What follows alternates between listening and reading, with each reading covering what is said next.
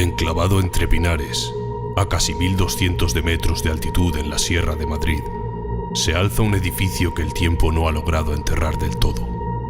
El Sanatorio de la Marina, construido en 1949, fue durante décadas un hospital antituberculoso destinado al personal de la Armada Española. Sus muros acogieron a cientos de enfermos que llegaban a este rincón aislado en busca de aire puro y una segunda oportunidad. Pero no todos abandonaron aquel lugar con vida, ni con el alma intacta. Algunos, dicen, jamás lograron cruzar del todo al otro lado. Tras el cierre de sus funciones médicas en los años 80, el edificio cayó en un silencio inquietante. Algunas partes fueron utilizadas brevemente como residencia militar, otras simplemente quedaron abandonadas, congeladas en el tiempo. Hoy es un lugar al que regresan quienes buscan respuestas entre ruinas, silencio y frío, atraídos por lo inexplicable o por lo que aún parece aferrarse a sus pasillos. Lo que vas a escuchar es uno de esos rastros. Me llamo Víctor. Hace unos años, cuando tenía 23, trabajé durante 3 meses como celador nocturno en una residencia para personal retirado del Ministerio de Defensa, en la Sierra de Madrid. No era un sitio cualquiera. Funcionaba en parte de lo que fue el antiguo Sanatorio de la Marina, en Los Molinos, un edificio construido en los años 40 para tratar a enfermos de tuberculosis, especialmente marinos y militares. Había oído que llevaba décadas en desuso, pero la parte norte del complejo había sido rehabilitada parcialmente. Allí se alojaban unos 15 residentes, la mayoría ancianos que habían servido en las Fuerzas Armadas. El resto del edificio seguía cerrado, pasillos tapiados, puertas oxidadas, luces sin corriente. Durante el turno de noche, mi trabajo era muy rutinario. Vigilancia, rondas, asistencia básica. Pero desde la primera semana empecé a notar cosas incómodas. Cosas pequeñas, llamadas de habitaciones vacías, luces que se encendían sin que nadie las activara. Y sobre todo, un constante goteo metálico que parecía venir de la zona clausurada. Pensé que era paranoia. El edificio crujía como un cascarón viejo. Pero un compañero me advirtió: si te toca la ronda cerca del ala sur, no entres. Y si oyes algo, no respondas. Ese pabellón se cerró por algo. Un día, un residente con demencia leve, el señor Don Luis, se acercó al mostrador, visiblemente alterado. Me dijo que una mujer lo había estado observando desde la ventana de la habitación 208. Lo extraño es que esa habitación llevaba cerrada más de 30 años.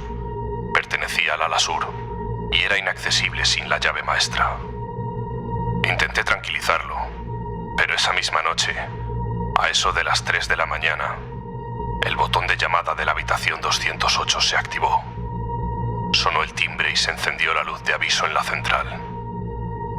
Yo mismo había comprobado días antes que el circuito de esa parte estaba inoperativo. Nadie podía activar esa llamada. Revisé el registro eléctrico. Nada. Cortes intermitentes, fluctuaciones sin causa aparente. Al día siguiente, le pregunté al responsable de mantenimiento. Me miró en silencio, se encendió un cigarro y me dijo: en esa habitación murió sola una mujer, Amparo Cifuentes. Era hija de un suboficial de la Armada. La ingresaron en el 73, ya muy deteriorada. Según los papeles, fue una paciente complicada. Se negaba a comer, a hablar, decía que la medicación la envenenaba. Murió por deshidratación. Nadie vino a buscar el cuerpo. La enterraron sin ceremonia en una fosa común cerca del Pinar. Por curiosidad, y quizá por algo más oscuro, una necesidad de entender lo que no quería aceptar, busqué su nombre en los archivos del Registro Civil de Los Molinos. Y allí estaba: Amparo Cifuentes García, fallecida el 14 de agosto de 1973 en el Sanatorio de la Marina. Causa oficial: fallo multiorgánico por inanición. No se hizo autopsia. No constan familiares, ni entierro con ataúd. Tenía 41 años. Esa misma noche, no pude evitarlo. Tomé la llave maestra y bajé al ala sur, solo, sin avisar a nadie. El aire allí era más espeso, polvo suspendido, olor a moho rancio y desinfectante seco. El silencio no era completo. Se oía un zumbido leve, eléctrico, como si algo aún respirara en las paredes. Avancé por los pasillos desconchados, esquivando camillas herrumbrosas y archivadores húmedos que todavía conservaban fichas médicas escritas a mano, con tinta corrida por la humedad. El suelo crujía bajo mis pasos. Al fondo, la puerta de la habitación 208 estaba entornada. Nadie la había tocado en décadas, pero no estaba cerrada. Decidí entrar. Todo estaba cubierto de polvo, menos la cama. El colchón había sido retirado, solo quedaba el somier de hierro oxidado, y sobre los muelles, una sábana, limpia. Pero lo peor fue lo que vi en la pared, justo encima del cabecero. Una palabra escrita con los dedos en la capa de polvo, con surcos anchos, torpes, como garabateada desde dentro, desde el dolor. Ayuda.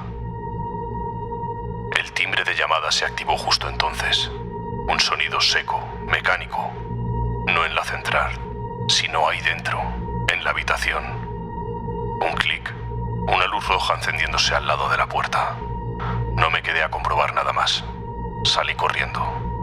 No recuerdo haber cerrado la puerta.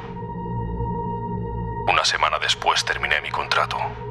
Nunca volví, pero a veces, cuando sueño con aquella noche, me despierto empapado en sudor, con el eco de ese timbre clavado en mi nuca, siempre a la misma hora, a las 3:17. Y entonces recuerdo lo último que me dijo el señor Luis, con voz temblorosa, ya desde la cama donde moriría días después. Ella no se fue, solo esperaba que alguien la escuche.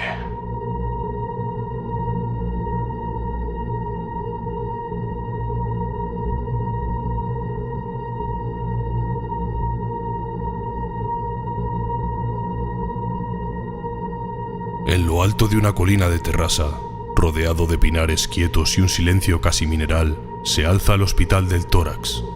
Fue inaugurado en 1952, en plena lucha contra la tuberculosis, cuando la enfermedad seguía cobrando vidas en los márgenes de la atención pública.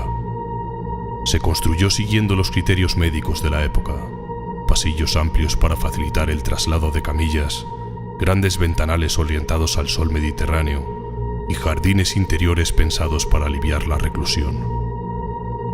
Durante un tiempo, fue un refugio para los que aún conservaban algo de esperanza, pero con los años, el propósito original se fue diluyendo. Los pacientes se quedaban demasiado tiempo, no mejoraban, morían solos. Lo que debía ser un lugar de recuperación terminó convirtiéndose poco a poco en una antesala de la muerte. Las historias no oficiales, las que se contaban en voz baja, hablaban de un número inquietante de suicidios. Algunos se arrojaban desde las plantas altas, otros elegían desaparecer entre los árboles de una zona del jardín conocida por el personal como la jungla. Desde su cierre en los años 90, el edificio ha permanecido en un estado extraño, ni abandonado del todo, ni recuperado, como si el tiempo lo rozara pero no lo desgastara. Técnicos, vigilantes y visitantes han reportado cosas difíciles de explicar. Ruidos sin origen, puertas que se abren solas, figuras que se intuyen al fondo de un pasillo y desaparecen al parpadear. La historia que estás a punto de escuchar viene de uno de esos encuentros, un testimonio más de los muchos que rodean a este lugar. No tiene una explicación clara, pero sigue ahí, como si algo, entre esos muros, se negara a ser olvidado.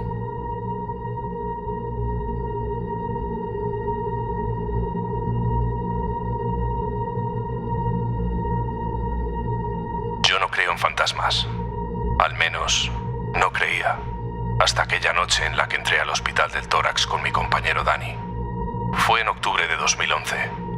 Éramos estudiantes de sonido y nos colamos por una apuesta estúpida: grabar psicofonías para una práctica. Pensábamos que todo era leyenda, que las sombras, los ruidos, los suicidios eran parte del folclore del edificio.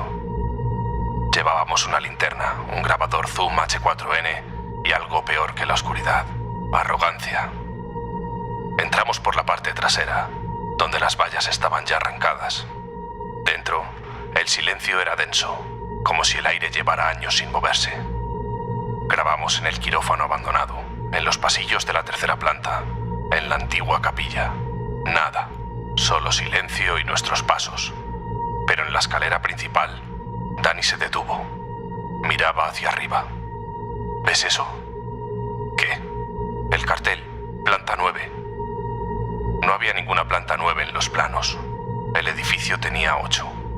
Siempre había tenido 8, pero ahí estaba, un cartel oxidado, colgado torcido, y bajo él, un tramo más de escalera, más estrecha, como si no formara parte del diseño original. Dani empezó a subir. Yo dudé, pero decidí seguirlo. Lo que encontramos arriba no parecía una planta médica. Era más pequeña, una sola sala alargada, paredes sin ventanas, azulejos blancos y camillas oxidadas cubiertas con sábanas, como si fuera una zona de aislamiento, pero sin ventilación, sin acceso. Olía a amoníaco seco y algo más, como sangre vieja. Encendimos la grabadora. En ese momento todas las linternas fallaron. No se apagaron, parpadearon, como si algo las absorbiera. Dani intentó bromear, pero su voz sonó forzada.